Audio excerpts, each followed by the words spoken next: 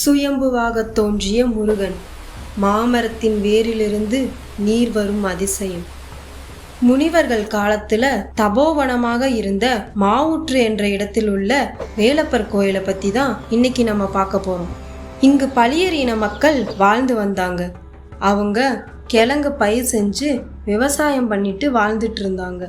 ஒரு முறை வள்ளிக்கிழங்கை எடுத்துட்டு இருக்கும்போது ஒரு கிழங்கு மட்டும் தோண்ட தோண்ட பெருசா ஆழத்துல போய்கிட்டே இருக்கு. அந்த கிழங்கோட வேர் ரொம்ப ஆழமா போக போக அந்த பளியர் தோண்டிக்கிட்டே இருக்காரு. இறுதியில ஆழத்துல அந்த வேலப்ப சிலை அவருக்கு கிடைக்கிது. அதை அந்த பகுதியை கட்டுப்பாட்டுல வச்சிருந்த கண்டமுனோ ஜமீன்தாரிடம் சொல்றாரு.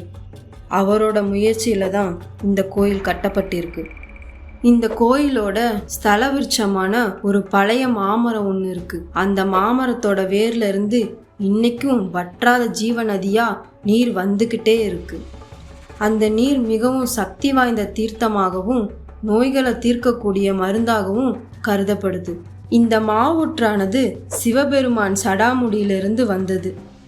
சித்தர்களுக்காக ஒரு துளி தீர்த்தத்தை விடுறாரு.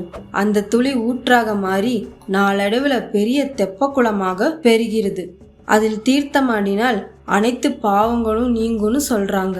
அந்த தலத்துல அநேக முனிவர்கள் யாகம் செஞ்சு சித்தர்கள் தவம் செஞ்சு சிவபெருமானை தரிசிக்கிறாங்க.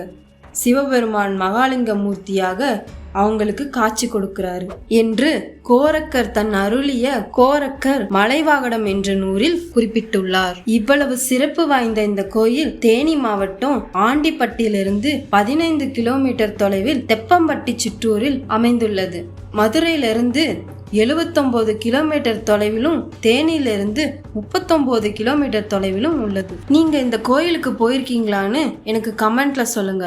மறக்காம நம்ம மர்மத்திரை சேனலை சப்ஸ்கிரைப் பண்ணுங்க.